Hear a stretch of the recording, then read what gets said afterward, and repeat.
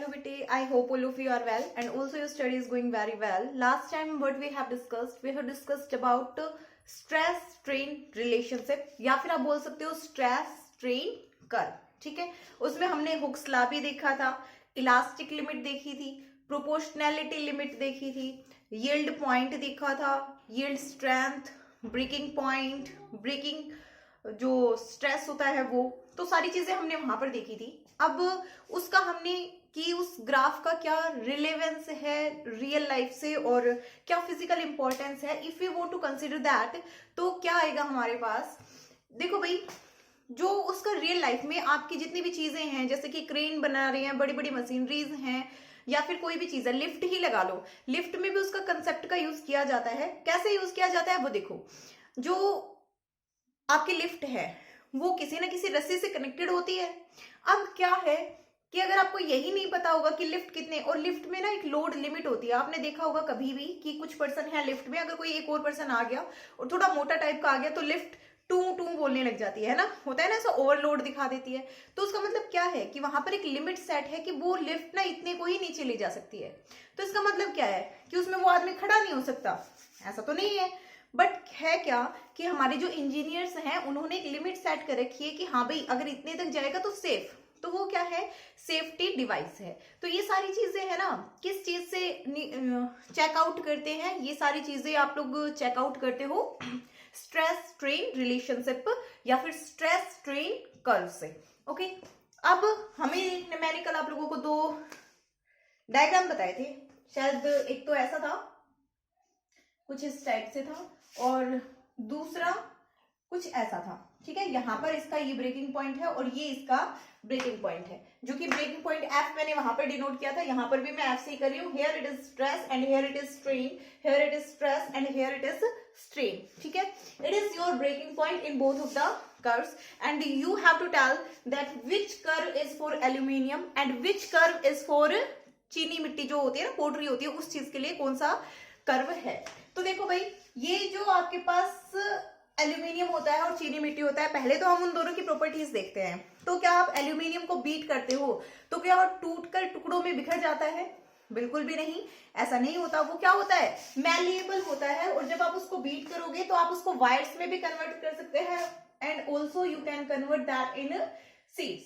ठीक है, वायर्स और सीड्स दोनों में आप एल्यूमिनियम को कन्वर्ट कर सकते हैं. इसी तरह जो चीनी मिट्टी की बात कर लेते हैं, तो क्या चीनी मिट्टी के बर्तन जो भी चीजें हैं, क्या आप उन चीजों को सीड्स में या वायर्स में कन्वर्ट कर सकते हैं? क्या आप उन पर फोर्स लगाएंगे और ऐसा हो जाएगा कि वो बिना टूटे पिघलते चले जाएं या फिर वायर्स में कन्वर्ट होते चले जाएं? तो ऐसा कभी भी नहीं होता है. तो देखिए यहाँ पर क्या होगा, आप एल्यूमिनियम को तो इसमें कन्वर्ट कर सकते हैं, बट पोट्री जो चीनी मिट्टी के बर्तन हैं, जो चाइना डिश बोलते हो आप उनको आप कन्वर्ट नहीं कर सकते. तो चाइना डिश को आप कन्वर्ट नहीं कर सकते हो. ठीक है, दैट मीन्स चाइना डिश के पास कौन सी प्रॉपर्टी है, ब्रिटल होती है ये. ठीक है, मतलब जैसे ही आपने फोर्स लगाया वैसे ही टुकड़ों में टूट जाएगी. ओके, थोड़ा बहुत ऐसा दिखेगा कि थोड़ा फोर्स लगाया तो वो आप उस पर फोर्स लगा रहे हो, नहीं टूटी, बट थोड़ा सा ज्यादा फोर्स लगाते ही, थोड़ा सा ज्यादा स्ट्रेस लगाते ही वो टूट गई. इसका मतलब क्या है, अब जहां तक आपने उस पर फोर्स लगाया और वो नहीं टूटी, ना ही अपनी शेप से कन्वर्ट हुई, दैट मीन्स वो वहां तक क्या है, इलास्टिक है. ठीक है, तो ये आपका स्ट्रेस स्ट्रेन रिलेशनशिप. तो मतलब इसके लिए क्या आएगा कि आप उस पर फोर्स लगाते जाओ बट उसमें कोई भी स्ट्रेन नहीं आएगा. ठीक है, फोर्स लगाओ उसमें स्ट्रेन नहीं आएगा. तो मतलब थोड़े से बहुत ज्यादा स्ट्रेस के लिए थोड़ा सा स्ट्रेन. तो दोनों ग्राफ में कौन सा है ऐसा, देखो यहाँ पर बहुत ज्यादा स्ट्रेस के लिए सिर्फ ये थोड़ा सा स्ट्रेन, और फिर जैसे ही आपका थोड़ा सा स्ट्रेस ज्यादा हुआ तो ये क्या हुआ, टूट गया. ओके, टूट गया ये, क्योंकि कैसा सब्सटेंस है, ब्रिटल. तो आपके पास जितने भी ब्रिटल टाइप के सब्सटेंसेस होते हैं उन सभी का ग्राफ आपको कुछ इस टाइप का मिलेगा, जिनमें कोई भी प्लास्टिक रेंज आपको नहीं मिलेगी. अब प्लास्टिक रेंज क्या होती है, कल हमने देखा था, जो प्लास्टिक रेंज कौन सी होती है, जो बी से सी वाला रीजन था. ठीक है, जिसमें जो आपकी लिमिट थी वो फॉलो अप कर रही थी. ठीक है, कौन सी लिमिट, मतलब वो थोड़ा सा वापस तो आ रहा था लेकिन कुछ ना कुछ परमानेंट सेट के साथ वापस आ पा रहा था. ठीक है, तो इसमें जो आपके पास चीनी मिट्टी के जो बर्तन होते हैं उनमें जो प्लास्टिक रेंज होती है वो बिल्कुल भी नहीं होती है, बहुत ही कम होती है, होती ही नहीं है। इनका जो इलास्टिक लिमिट है और जो ब्रेकिंग पॉइंट होता है उसके बीच में थोड़ा सा गैप होता है। बट और ये आपका जो ग्राफ है ये है आपका एल्यूमिनियम के लिए, ठीक है, एल्यूमिनियम के लिए। अब देखो ये यहाँ पर मैं मान लू यहाँ पर ये क्या आ गई, इसकी इलास्टिक लिमिट आ गई। अब ये इलास्टिक लिमिट के बाद देखो ये कितना प्लास्टिक रीजन है इसमें टूटने से पहले, मान लो ये ऐसे टूटा है तो यहाँ पर इस स्ट्रेस पर ये टूटा है, तो इससे पहले देखो कितनी प्लास्टिक रेंज है, ये पूरी जो है ये इसके पास कौन सी रेंज है, प्लास्टिक रेंज। मतलब आप इस पर स्ट्रेस लगाते जाओ तो ये क्या होता चला जाएगा, फैलता चला जाएगा बट टूटेगा नहीं, ठीक है। इसका ब्रेकिंग स्ट्रेस ये है, ये टूटेगा नहीं। ओके, तो ये क्या है आपके पास, ये एल्यूमिनियम का ग्राफ है और ये किसका है, ब्रिटल सब्सटेंसेस का। आपके पास अब एल्यूमिनियम में कौन सी प्रॉपर्टी होती है, डक्टाइल एंड मैलिएबिलिटी प्रॉपर्टी होती है। तो आपके पास कोई भी डक्टाइल सब्सटेंस हो, अब आपको ग्राफ यहां से समझ आ गया। अब आपको पता है ये मेटल्स जो हैं वो क्या होते हैं, डक्टाइल होते हैं और उन्हीं के साथ मैलिएबल भी होते हैं। तो मोस्ट ऑफ मेटल्स का ग्राफ आपको इस टाइप का मिलेगा, ठीक है, जो स्ट्रेस स्ट्रेन ग्राफ होगा। अब मतलब इस टाइप का मिलेगा। अब ग्राफ में कुछ वेरिएशन हो सकता है कुछ ज्यादा मैलिएबल हो, कुछ कम मैलिएबल हो, इस तरह से, ठीक है। और ये जो ब्रिटल सब्सटेंसेस होंगे उनका ग्राफ आपको इस तरह से मिलेगा, ठीक है। तो यहाँ से दो चीजें तो क्लियर हो गई, ब्रिटल सब्सटेंसेस का और डक्टाइल मटेरियल्स का ग्राफ आपको क्लियर हो गया। अब एक होता है आपके पास इलास्टोमर्स। व्हाट अबाउट रबर, जो आपका रबर होता है उसके बारे में आप क्या कहना चाहोगे। तो कुछ ऐसे भी सब्सटेंसेस होते हैं जिनमें अगर आप देखोगे तो आपका जो स्ट्रेस और स्ट्रेन जो कर्व है वो बिल्कुल रिजेंबल नहीं करता है, मतलब विद इन इलास्टिक लिमिट भी वो हुक्स लॉ को फॉलो नहीं करता है। तो ऐसे जो सब्सटेंसेस होते हैं आप उनको क्या कहते हैं, उनको इलास्टोमर्स कहते हैं। उनके पास हाई इलास्टिसिटी होती है, ठीक है, इलास्टोमर्स। जैसे कि आपका रबर है, अब ये इलास्टोमर्स का ग्राफ कुछ इस तरह का आपको देखने को मिलेगा। इनमें क्या होता है भाई, इनमें बिल्कुल भी गैप नहीं होता, there is no gap between इनकी इलास्टिक लिमिट और जो आप कह सकते हो कि ब्रेकिंग पॉइंट, इनकी इलास्टिक लिमिट और ब्रेकिंग पॉइंट के बीच में बिल्कुल भी गैप आपको देखने को नहीं मिलेगा। इनकी इलास्टिक लिमिट आते ही ये टूट जाते हैं, ठीक है। तो नो गैप, कोई गैप नहीं मिलेगा, no gap between elastic limit and breaking point, या फिर आप इसको कह सकते हो अल्टीमेट स्ट्रेस। तो ये आपके पास किस टाइप का ग्राफ है, ये आपके पास ग्राफ है इलास्टोमर्स का, ठीक है। अब आपके पास जो ब्रेकिंग स्ट्रेस होता है वो क्या होता है, या फिर आप अगर ब्रेकिंग फोर्स निकालना चाहो तो वो क्या होगा। तो देखो भाई, स्ट्रेस आप लोगों के पास क्या था, स्ट्रेस की डेफिनेशन आप लोगों ने पढ़ी थी। स्ट्रेस आप लोगों के पास क्या था, स्ट्रेस होता था फोर्स पर यूनिट एरिया, ठीक है, स्ट्रेस की जनरल डेफिनेशन थी। अब हम दोनों साइड ब्रेकिंग लगा दें, breaking stress is equal to breaking force per unit area, होगा या नहीं होगा। अब ब्रेकिंग अगर हम नोट पॉइंट डाल के लिख लीजिए कि अगर हमें ब्रेकिंग फोर्स निकालना है किसी भी सब्सटेंस के लिए तो हम कैसे निकाल सकते हैं, उसका ब्रेकिंग स्ट्रेस देखकर, ब्रेकिंग स्ट्रेस इनटू में एरिया, ठीक है। तो ये क्या हो जाएगा आपका ब्रेकिंग फोर्स।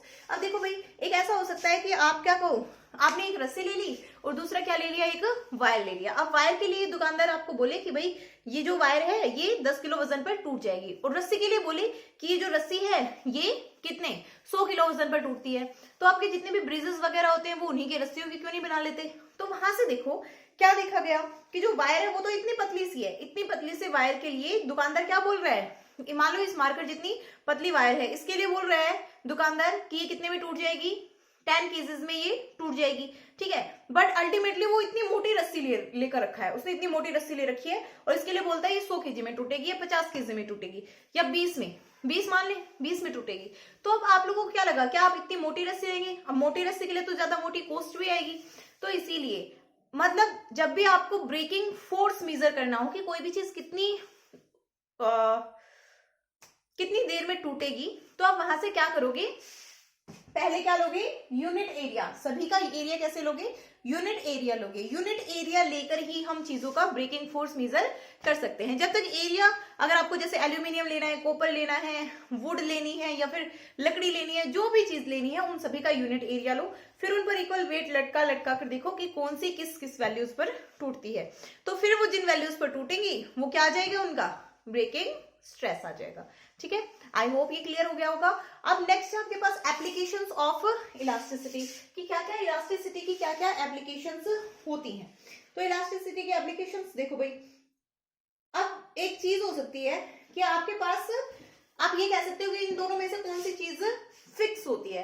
तो ये सेकंड पॉइंट डाल के आप लोग लिख लीजिए कि ब्रेकिंग स्ट्रेस जो होता है वो क्या होता है, किसी भी मटेरियल के लिए ब्रेकिंग स्ट्रेस फिक्स्ड होता है। Breaking stress is fixed because it is property of material, but breaking force can be changed. जो ब्रेकिंग फोर्स होता है वो क्या हो सकता है, चेंज हो सकता है। और ये कैसे चेंज हो सकता है, by changing the area. Area को चेंज करके आप इसको, जो ब्रेकिंग फोर्स है उसको चेंज कर सकते हैं। ठीक है, तो ब्रेकिंग स्ट्रेस फिक्स रहेगा और एरिया को चेंज करके can be change by changing area. Area को चेंज करके आप ब्रेकिंग फोर्स को चेंज कर सकते हैं। ठीक है, जितना ज्यादा एरिया करते जाएंगे उतना ज्यादा ब्रेकिंग फोर्स बढ़ता हुआ चला जाएगा, बिकॉज यहाँ पर क्या है, आपके पास सीधा सीधा रिलेशन है।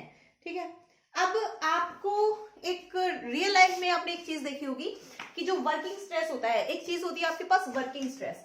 तो इस वर्किंग स्ट्रेस को हमेशा आप बहुत ही कम रखते हैं। ठीक है, बहुत ज्यादा कम रखते हैं in comparison to breaking stress. जैसे अमेरिका में है, अमेरिका में 1:10 का रेशियो होता है। ठीक है, कि अगर कोई चीज 100 पर टूट रही है तो उस पर वर्किंग जो स्ट्रेस होगा वो सिर्फ 10 का ही आ पाएगा। ठीक है, अगर 1000 पर टूट रही है तो जो वर्किंग जो स्ट्रेस वर्किंग जो स्ट्रेस होगा वो 100 का ही आ पाएगा। ठीक है, अब देखो भाई, आपके पास 2 रस्सियां हैं। ठीक है, आपके पास 2 रस्सियां हैं और एक रस्सी का जो ब्रेकिंग स्ट्रेस है वो है 1000 और दूसरी रस्सी का है 100। ठीक है, तीसरी का है 200 और आपको एक लिफ्ट चाहिए। लिफ्ट में आपको सिर्फ 100 किलो लोड लेकर जाना है, मतलब आप सिर्फ उसमें चाहते हो कि 100 किलो ही लोड लेकर जाएं। तो आप क्या करेंगे, 100 किलो लोड लेकर जाना है, उससे ज्यादा आपको नहीं लेकर जाना है। अब एक दुकानदार गया, तो आप कितने की रस्सी यूज करेंगे, 100 वाली, 200 वाली या 1000 वाली? बोलो जल्दी से। 100 वाली कौन कौन करेगा, जिसको अपनी जान प्यारी नहीं है वो। तो देखो, आप कहोगे कि कुछ ऐसे भी होंगे जो 200 वाली, कुछ ऐसे कहेंगे 1000 वाली, जिनको बहुत ज्यादा जान प्यारी होगी वो बोलेंगे 1000 वाली यूज करेंगे। क्यों, मे भी 200 वाली कभी टूट जाए। तो देखो भाई, क्या होता है, सारी चीजें, सारे फैक्टर्स को कंक्लूड करते हुए क्या देखा गया कि जैसे जैसे मतलब सेफ्टी फैक्टर्स बनाए गए हर कंट्री के, जैसे कि चाइना का 1:5 है, इंडिया का 1:7 और 1:8 है और अमेरिका का 1:10 है। इस तरह से सेफ्टी मेजर बनाए गए। वो उसमें क्या होता है कि अगर आप लोड को 1 ले रहे हो ना, तो आपके पास जो आपने जो भी स्ट्रिंग ली है, वायर ली है, उसका ब्रेकिंग जो फोर्स हो वो उसके 10 गुना होना चाहिए। ठीक है, और अगर किसी कोई भी वायर है, जैसे कि कोई भी वायर है वो 1000 न्यूटन पर टूट रही है, तो इसका मतलब आप उस चीज में एक लिफ्ट है, उसको आपको रस्सी से कनेक्ट करना तो होता ही है। तो आप उसके लिए कैसे रस्सी यूज करेंगे, अगर आपको उसमें 100 किलो ही वेट की लिमिट रखनी है तो आप उसमें जो रस्सी यूज कर रहे होगे उसका ब्रेकिंग स्ट्रेस कितना होगा, 1000। इन इंडिया 700 और 800 न्यूटन। ठीक है, तो ऐसा किस लिए करते हैं, क्यों नहीं कर लेते हम थोड़ा सा कम, क्योंकि 200 न्यूटन वाली रस्सी होगी वो सस्ती मिलेगी, वो 5000 की मिल जाएगी।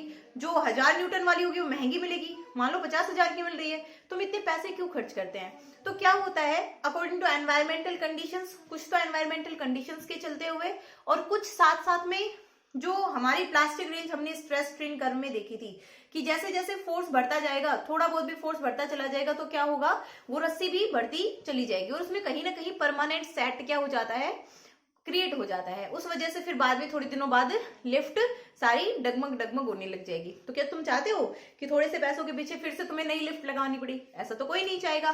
दैट्स वाई सेफ्टी मेजर्स को हर इंसान फॉलो करता ही है नॉर्मली। ठीक है, अब नेक्स्ट हमारे पास आता है एप्लीकेशंस ऑफ इलास्टिसिटी। तो देखो, जब भी ये जो क्रेन्स वगैरह होती हैं तो इनमें क्या यूज होता है, इनकी जो स्ट्रिंग होती है वो आपने देखी होगी बहुत ही मोटी और अच्छी मेटल की स्ट्रिंग होती है, जिससे ये चीजों को पकड़ पकड़ के खींचते हैं, जिससे कनेक्टेड होते हैं। वो मोटी और अच्छी स्ट्रॉन्ग होती है। तो ऐसा क्यों लेते हैं, पतली क्यों नहीं ले लेते, या रस्सियां ही क्यों नहीं ले लेते? तो एक तो मेटल की जो इलास्टिसिटी होती है वो ज्यादा होती है, that means it can bear more stress. ठीक है, दूसरी चीज क्या है कि जो बुल्ट होते हैं उसमें वो भी बहुत मोटे होते हैं। तो ऐसा क्यों, आप बुल्ट पतले भी तो यूज कर सकते हो। हाँ, तो बिल्कुल कर सकते हैं, क्योंकि ज्यादा मोटे बुल्ट लेंगे तो ज्यादा पैसे लगेंगे, बट मान लो आपने पतला बुल्ट कंसिडर तो कर लिया, अब जैसे आपने उस पर स्ट्रेस लगाया तो यहाँ पर बुल्ट है, अब वो बुल्ट बियर तो कर पा रहा है, स्ट्रेस को टूट तो नहीं रहा, लेकिन क्या हुआ, वो इलास्टिक हो गया, वो थोड़ा सा बढ़ा, लेकिन क्या हुआ, अब वो थोड़ा सा बढ़ गया, आफ्टर रिमूवल ऑफ फोर्स वो वापस से अपनी पोजीशन पर नहीं जा पाया। तो जब वापस से वो अपनी पोजीशन पर नहीं जा पाया तो थोड़े दिनों में आपकी मशीन क्या करने लग जाएगी, खट खट खट खट खट खट खट। क्यों? क्योंकि उसमें स्पेस आ चुका है बुल्ट में। और जो भी इंजीनियर्स होते हैं वो सब क्या करते हैं, जब इक्विपमेंट किसी भी इक्विपमेंट को बनाते हैं तो बिल्कुल एकदम फिक्स करते हैं कि हाँ भाई इतनी पर ही चलेगा, तो इसीलिए वो जो बुल्ट्स होते हैं उनको भी मोटा करते हैं।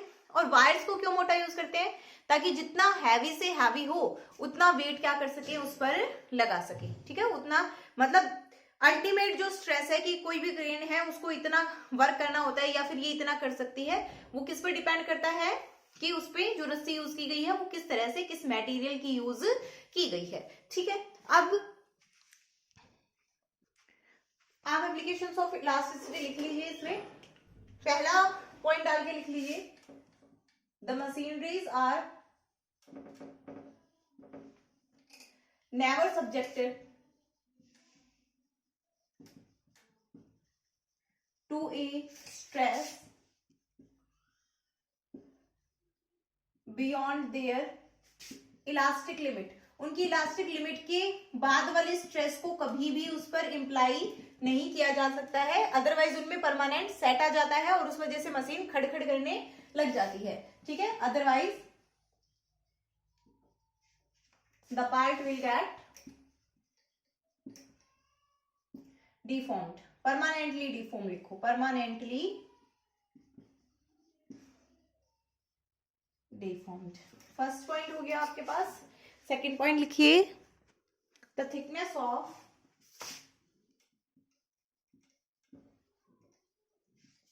Metallic rock used in crane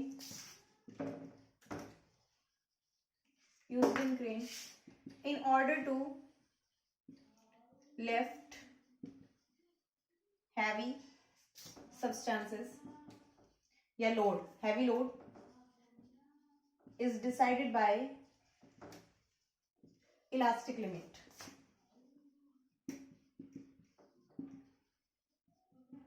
of material, ठीक है। थर्ड पॉइंट लिखिए, द ब्रिजेस आर डिजाइंड, बेटा नीचे दिखेगा शायद, I hope, bridges are designed such that they don't get depressed under the weight of traffic.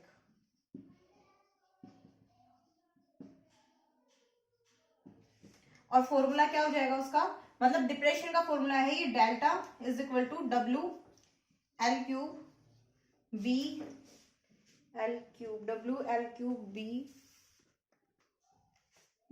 Y D cube, Y D cube, और 4 और आएगा। तो देखो ये W जो है यहाँ पर, ये क्या है, you have to write all this factors, और ये जो फॉर्मूला है ये काफी इंपॉर्टेंट है न्यूमेरिकल्स के लिए। तो W जो है आपके पास वो क्या है, देखो इस तरह से डिप्रेशन आ जाता है, कोई जो ब्रिजेस होते हैं जब उस पर व्हीकल्स वगैरह जाते हैं तो उनमें क्या आ जाता है, डिप्रेशन आ जाता है। तो वो कितना डिप्रेशन आएगा वो किस चीज पर डिपेंड करेगा, कि देखो उसमें से कितना वेट जा रहा है, उसकी लेंथ कितनी है, उसका जो ब्रेड्थ है वो कितनी है, उसकी डेप्थ कितनी है, नीचे तक कितना बनाया है आपने उसको। वाई क्या है वहां पर, यंग्स मॉडुलस ऑफ इलास्टिसिटी, जो मटेरियल आपने यूज किया है उसका यंग्स मॉडुलस ऑफ इलास्टिसिटी है आपके पास वाई। तो ब्रिज होना तो ऐसे सीधा चाहिए था, बट ये क्या है, डिप्रेशन आ जाता है ब्रिज में, ठीक है। तो ये उसका फॉर्मूला है। इससे क्या होता है, जो ब्रिज है वो ज्यादा लंबे टाइम तक इजीली क्या रह सकता है, इजीली आराम से लंबे टाइम तक चल सकता है। तो ये आपके पास सारे क्या है, ये आपके पास सारे हैं एप्लीकेशंस ऑफ इलास्टिसिटी। अब देखो एक चीज, एक फैक्टर आता है हमारे पास, पॉइजन्स रेशियो। और नॉर्मली किसी को अगर पूछना हो तो पॉइजन्स रेशियो का डायमेंशनल फॉर्मूला, और ये चीजें आपको देखने को बहुत मिलेंगी कि पॉइजन्स रेशियो का डायमेंशनल फॉर्मूला क्या होता है। अब देखो हमने एक पढ़ा था लॉन्गिट्यूडिनल स्ट्रेन, जब हमने लॉन्गिट्यूडिनल स्ट्रेन पढ़ा था तो उस टाइम पे आपने देखा कि जो लॉन्गिट्यूडिनल स्ट्रेन है उसमें हमने किस फैक्टर को कंसिडर किया, ओनली एंड ओनली लेंथ को कंसिडर किया कि लेंथ बढ़ रही है। But you all of you know very well that area remains conserved और कांस्टेंट रहता है। तो जब एरिया कंजर्व्ड और कांस्टेंट रहेगा तो अगर लेंथ बढ़ रही है that means area of cross section क्या होगा, कम होगा, क्योंकि पूरी वायर का वॉल्यूम तो क्या है, सेम है। तो एरिया क्या हो रहा है, डिक्रीज हो रहा है। तो मतलब उसमें कितने हैं, आपके पास कोई भी वायर है, ये आपके पास एक वायर है, ठीक है। अब इस वायर में जैसे ही लेंथ बढ़ रही है, लेंथ इंक्रीज हो रही है, तो इसका एरिया क्या हो रहा है, ये डिक्रीज नहीं हो रहा है क्या। जब आप इस पर फोर्स लगा रहे हो तो इसमें एक तो स्ट्रेन आ रहा है, कौन सा आ रहा है, लॉन्गिट्यूडिनल स्ट्रेन, ठीक है, लॉन्गिट्यूडिनल स्ट्रेन। और लॉन्गिट्यूडिनल स्ट्रेन क्या होगा, लेट अस से इतनी इसकी लेंथ बढ़ गई है, ठीक है। तो ये जो डेल्टा एल है ये क्या होगा, इसमें longitudinal strain, delta L over L, original length, ठीक है, ये आपकी इसकी ओरिजिनल लेंथ। अब ये आपने इसको F4 से खींचा है, लेकिन हम तो एक फैक्टर को कंसिडर करना ही भूल गए थे, और वो फैक्टर क्या था कि अगर लेंथ बढ़ेगी तो ये जो रेडियस है वो क्या हो जाएगा, डिक्रीज हो जाएगा। और जब ये रेडियस डिक्रीज होगा तो इसका मतलब एक और स्ट्रेन आएगा, और उसको आप क्या बोलेंगे, लेटरल स्ट्रेन, ठीक है। लेटरल जो एरिया की अक्रॉस आता है उसको आप क्या बोलते हैं, लेटरल स्ट्रेन। अब ये क्या हो जाएगा, रेडियस डिक्रीज हो रहा है, ठीक है, रेडियस में चेंज हो रहा है, that means delta R by R. अब लेंथ तो इंक्रीज हो रही थी तो पॉजिटिव, बट ये क्या हो रहा है, डिक्रीज हो रहा है। अब जब ये डिक्रीज हो रहा है तो ये फैक्टर कैसा आएगा, नेगेटिव आएगा। यहाँ पर जो आपका नेगेटिव साइन है वो क्या दिखा रहा है भाई, नेगेटिव साइन ये दिखा रहा है कि ये जो रेडियस है वो क्या हो रहा है, डिक्रीज हो रहा है। जो नया रेडियस है वो पहले वाले रेडियस से डिक्रीज है। तो आपके पास एक टर्म आती है और ये बहुत ही इंपॉर्टेंट है, पॉइजन्स रेशियो। तो व्हाट इज पॉइजन्स रेशियो, तो पॉइजन्स रेशियो क्या होता है, पॉइजन्स रेशियो होता है आपके पास, इसको डिनोट करते हैं आप सिग्मा से, ठीक है, यहीं पर डाल लीजिएगा सिग्मा से। I am writing here the ratio of, पहले डेफिनेशन लिखेंगे पॉइजन्स रेशियो की, the ratio of lateral strain to longitudinal strain is known as Poisson's ratio. और नोटबुक में नोट डाउन करते टाइम किस तरह से नोट डाउन करेंगे, let us consider we have a wire and we apply a normal force on it. By applying the normal force, let us say the length of the wire increases by delta L and the radius decreases by delta R, ठीक है। Then there are two strains in the wire. First, longitudinal strain delta L by L. Second, lateral strain minus delta R by R. Here minus sign shows that radius is decreasing. यहाँ पर minus sign क्या show कर रहा है कि जो radius है वो क्या हो रहा है, डिक्रीज हो रहा है। तो यहाँ से जो सिग्मा है, पॉइजन्स रेशियो, वो क्या आ जाएगा, lateral strain over longitudinal strain, और ये क्या बन जाएगा भाई, delta L over L, no no no no sorry, यहाँ पर डेल्टा आर ओवर आर और अपोन में डेल्टा एल ओवर एल, ठीक है, कैंसिल आउट तो कुछ भी नहीं होगा, तो ये क्या बन जाएगा, delta R into L upon R into delta L. This is the Poisson's ratio, ठीक है, पॉइजन्स रेशियो का ये रिलेशन होता है आपके पास। ओके, नेक्स्ट है आपके पास elastic potential energy in a stressed wire, ठीक है। Elastic potential energy in a stressed wire क्या होगी आपके पास, देखिए, even this topic is not in your syllabus वैसे, बट न्यूमेरिकल्स की वे से काफी इंपॉर्टेंट है।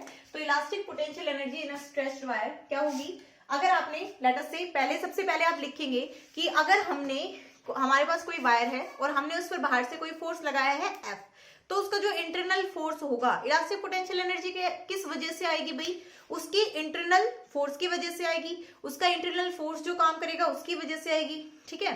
तो अब देखो भाई, इलास्टिक पोटेंशियल एनर्जी आपने बाहर से उस पर कितना फोर्स लगाया F, तो इनिशियली उसका इंटरनल फोर्स क्या था, तो first of all write down the topic, elastic potential energy in the spring, in the stressed wire, जो स्ट्रेस्ड वायर है उसमें इलास्टिक पोटेंशियल एनर्जी। तो देखो क्या होती है इलास्टिक पोटेंशियल एनर्जी, इनिशियल जो फोर्स होगा, internal force, initial internal force कितना होगा, 0 होगा, ठीक है। फाइनल इंटरनल फोर्स कितना हो जाएगा, जितना आपने बाहर से फोर्स लगाया है वो, दैट मीन्स F हो जाएगा, ठीक है।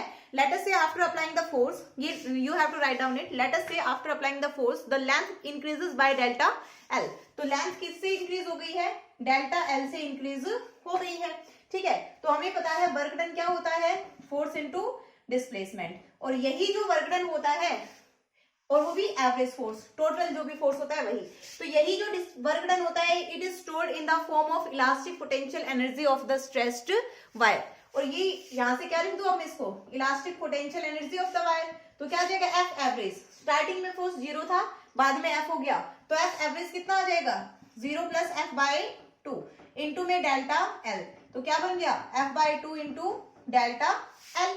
अब मैं ए एल से मल्टीप्लाई कर दूं और ए एल से ही डिवाइड, तो ये क्या बनेगा देखो, F 1 by 2 F by A into delta L by L और इंटू में ए एल, ठीक है। तो अब यहां से क्या हो जाएगा 1 बाय 2 तो as it is, F by A force per unit area क्या बनता है स्ट्रेस, ठीक है। चेंज इन डायमेंशन और ओरिजिनल डायमेंशन क्या बनेगा स्ट्रेन, और एरिया इंटू लेंथ क्या बनता है वॉल्यूम, ठीक है। तो ये आपके पास किसका फॉर्मूला आ गया, ये आपके पास फॉर्मूला आ गया elastic potential energy of the spring का फॉर्मूला। अब नेक्स्ट आपके पास एक लास्ट टॉपिक रह जाता है और बहुत इंपॉर्टेंट भी है, that relation between Y Young's modulus of elasticity, B bulk modulus of elasticity, G shear modulus of elasticity and sigma Poisson's ratio, ठीक है। तो देखो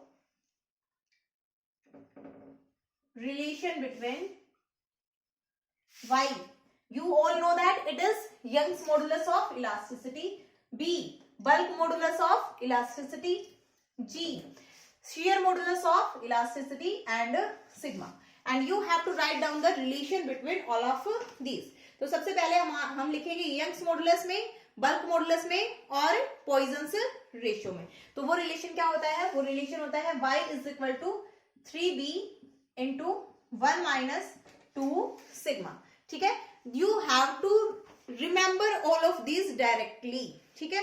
अब नेक्स्ट हम लिखना चाहते हैं y में, g में और सिग्मा में। अब हमने y बीटा और सिग्मा में लिख लिया, अब हम लिखना चाहते हैं y में, g में और सिग्मा में। तो वो क्या होता है आपके पास y is equal to 2g into 1 plus sigma, 1 plus Poisson's ratio. तो यंग्स मॉडुलस किसके बराबर होता है 2 into shear modulus of elasticity into 1 plus Poisson's ratio.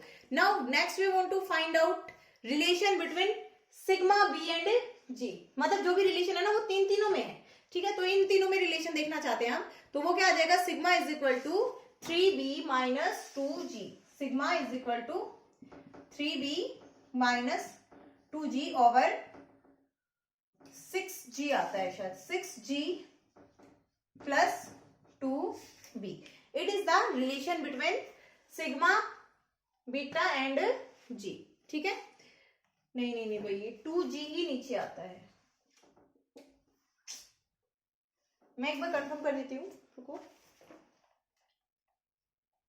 2g plus 6b आएगा, 2g आएगा, 2g प्लस 6b, ठीक है। अब हमारे पास बच क्या गया, और कौन कौन तीन बच गए, अब बच गए हमारे पास y b एंड g। तो अब हमें इन तीनों में रिलेशन देखना है, तो वो क्या हो जाएगा y b और g में ये रिलेशन होता है 9 by y is equal to 1 by b plus 3 by g, ठीक है। इट इज द रिलेशन, और इन तीनों रिलेशंस को, चारों रिलेशंस को आपको अच्छे से याद कर लेना है, ठीक है। अपने टूल बॉक्स में रखिए इनको। अगर ऐसा हो सकता है कि कभी आपके पास आपको पॉइजन्स रेशियो पूछ ले आपसे, ठीक है, बीटा गिवन हो जी गिवन हो, उससे पॉइजन्स रेशियो पूछ ले, या फिर ऐसा हो सकता है कि आपको y और b गिवन हो फिर पॉइजन्स रेशियो पूछ ले, तो इनसे आप लोग निकाल सकते हैं, फाइंड आउट कर सकते हैं, ठीक है। तो हर टॉपिक आपके दिमाग में इजीली और अच्छे से होना चाहिए। अब अगर आपसे कोई पूछ ले कि आपको किसी भी चीज को, कोई भी मटेरियल है उसकी स्ट्रिंग बनानी है, तो आप कैसा मटेरियल लेंगे, तो क्या आएगा आपके पास, आपका आंसर क्या होना चाहिए कि हम एक ऐसे मटेरियल की स्ट्रिंग बनाएंगे जिसकी जो इलास्टिसिटी है वो क्या हो, ज्यादा हो, ठीक है। चाहे वो थोड़ा सा कॉस्टली पड़ जाए बट उसकी इलास्टिसिटी क्या होनी चाहिए, थोड़ी सी ज्यादा होनी चाहिए, so that we can properly work, ठीक है। अब आपका जो फर्स्ट पार्ट था वो कंप्लीट हो गया है, कल हम स्टार्ट करेंगे फ्लूइड वाला पार्ट। ठीक है।